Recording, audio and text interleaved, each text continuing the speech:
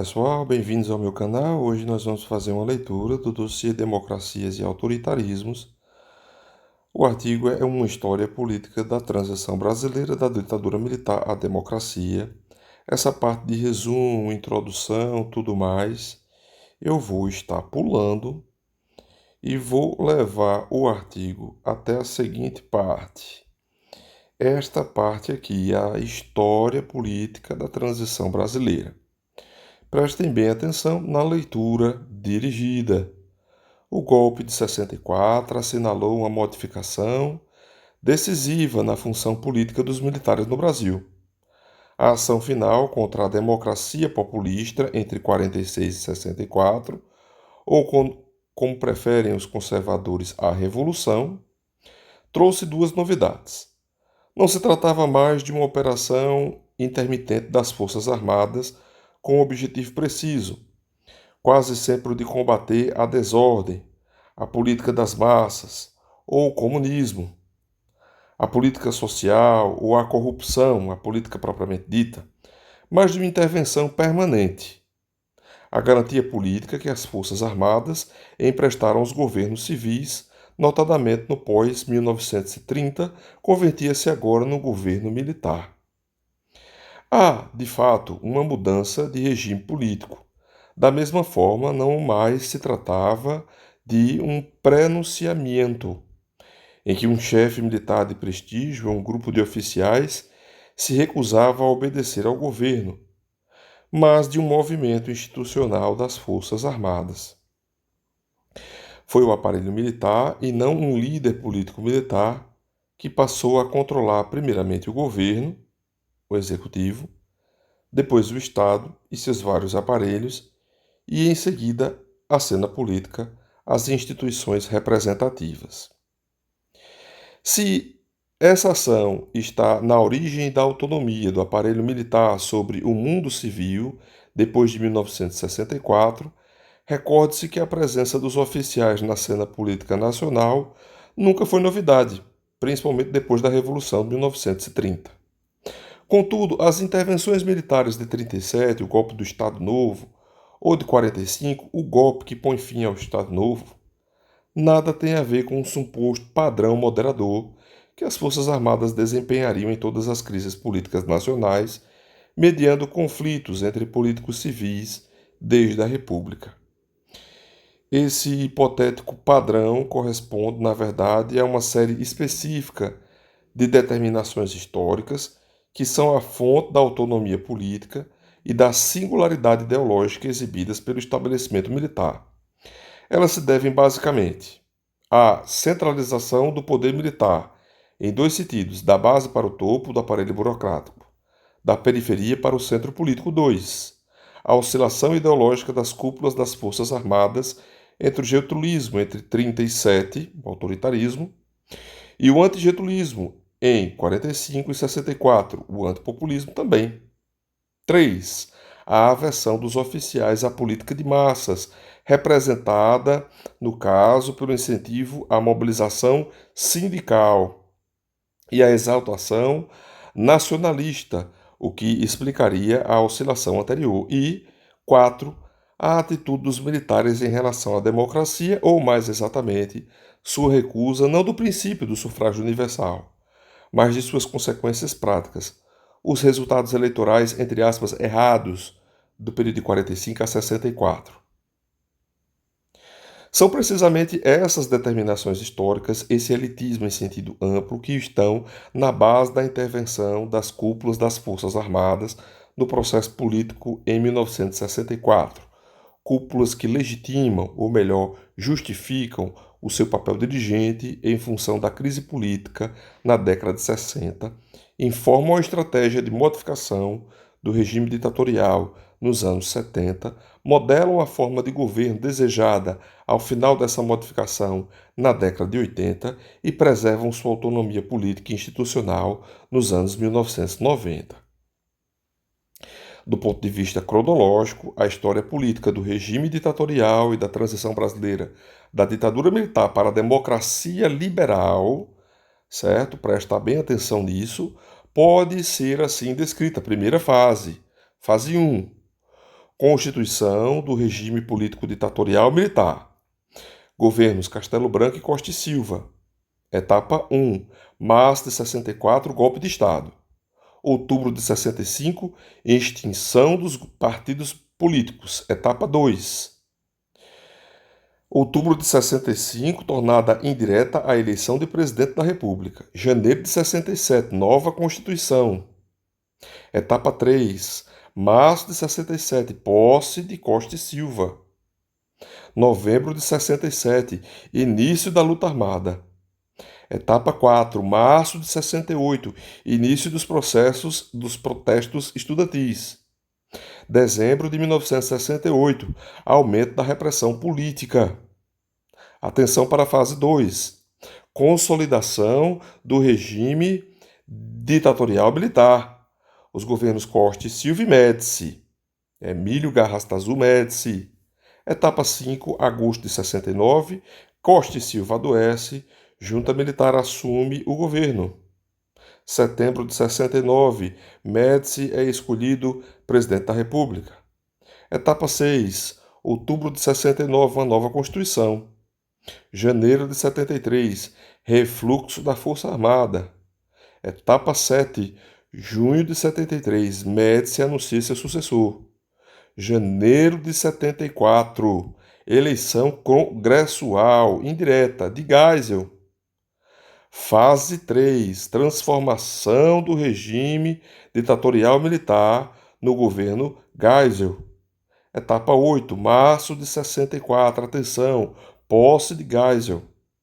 Agosto de 74, anunciada a política de modificação do regime.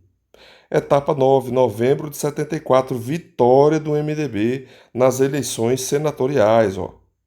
Abril de 77, Geisel fecha o Congresso Nacional. Etapa 10, outubro de 77, demissão do ministro do Exército.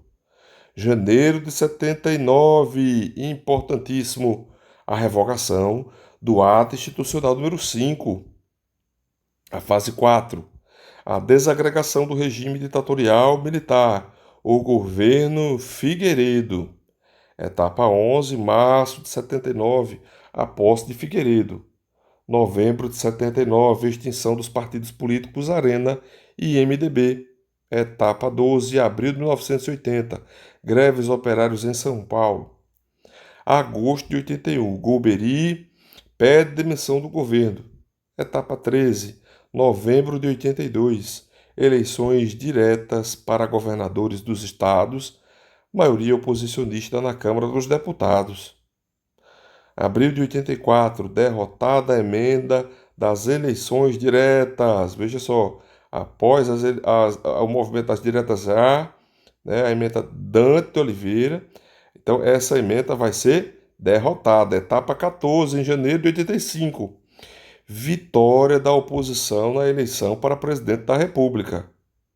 Março de 1985, a posse de José Sarney. Veja que ele não fala nem sequer da vitória de Tancredo Neves e depois da morte de Tancredo Neves. Fase 5, a transição sob tutela militar para o regime liberal militar, governo Sarney. Etapa 15, abril e maio de 85, falece Tancredo Neves. Ele veio agora a falar. Emenda constitucional restabelece eleições diretas para presidente da República. Fevereiro de 86, estranhando bastante essa forma com que ele classifica essas etapas. Mas vamos embora. Fevereiro de 86, anunciado o plano cruzado contra a inflação. Etapa 16, novembro de 86, vitória do PMDB nas eleições gerais. Outubro de 88, promulgada a nova Constituição, a chamada Constituição Cidadã, tendo aí como dos baluartes Ulisses Guimarães. Etapa 17, março de 89, início da campanha para as eleições presidenciais. Dezembro de 89, Collor de Mello vence as eleições presidenciais. Fase 6, consolidação do regime liberal democrático. Governos Collor, Itamar Franco e Fernando Henrique Cardoso. Etapa 18, março de 1990, posse do presidente eleito Fernando Collor de Mello, anunciando o Plano Collor I, Em janeiro de 91, anunciado o Plano Collor II. Etapa 19, dezembro de 92, impedimento do presidente, impeachment do presidente Collor. O vice-presidente Itamar Franco assume a presidência da República. Julho de 94, lançado o Plano Real. Aqui ele não dá nenhum tipo de destaque a isso, mas é um marco para a história econômica brasileira. Etapa 20 de janeiro de 95, a posse do presidente eleito Fernando Henrique Cardoso. Junho de 97, aprovada a emenda que permite a reeleição do presidente da República e dos titulares dos poderes executivos, municipais e estaduais. Etapa 21, janeiro de 1990, a posse do presidente reeleito Fernando Henrique Cardoso. Até hoje, o único presidente a ganhar duas vezes em primeiro turno.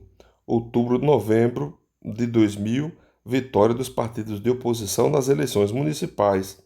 Etapa 22, julho de 2002, início da campanha para as eleições presidenciais.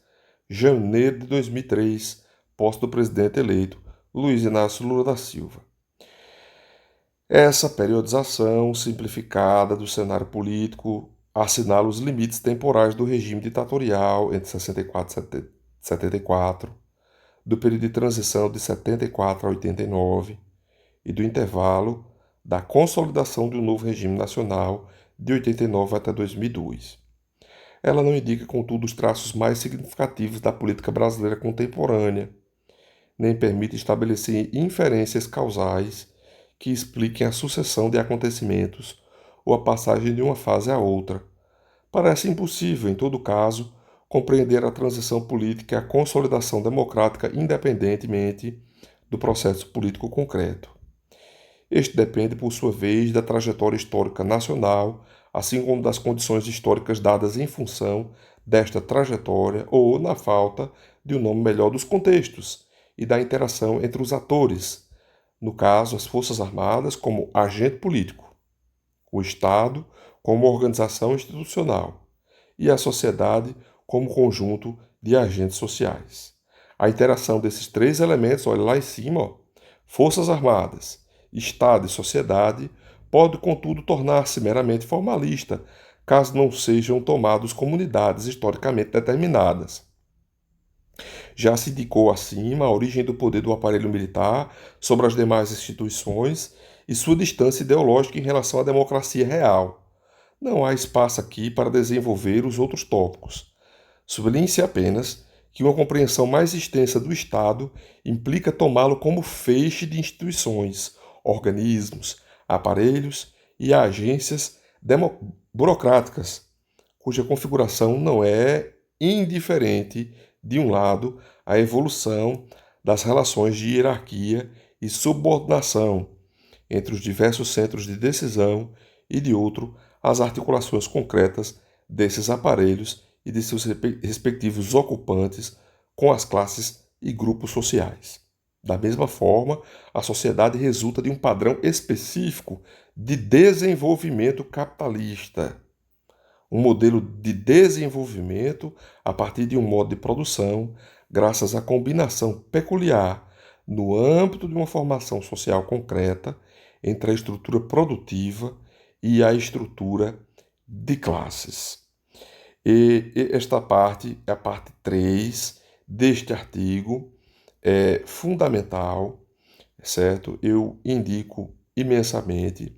É uma das coisas mais importantes que eu vi foi essa série de fases que nós acabamos de ver e, além disso, ele colocar o regime ditatorial militar aqui na introdução com um período de 25 anos, ou seja, entre 64 e 89, tá certo? Então, isso é realmente algo sui generis na história política, tá certo? Brasileira e na historiografia também, aqui lembrando que este artigo irei disponibilizar na descrição um artigo de Adriano Nervo Codato, tá certo? Se eu não conseguir colocar na descrição, pessoal. É só colocar no Google o nome que aqui se encontra, uma história política da transição brasileira, da ditadura militar à democracia. Essa primeira parte aí, a parte 3, na verdade não é a primeira parte do artigo, a parte 3 aqui do artigo que foi lida, de Adriano Servo Codato, neste artigo, tá certo? Que está facilmente encontrado no Google. Depois eu vou fazer a parte de leitura dirigida aí do tópico, ou do tópico 4 ou da finalização dele, tá certo? Um grande abraço, pessoal, boa noite e até mais.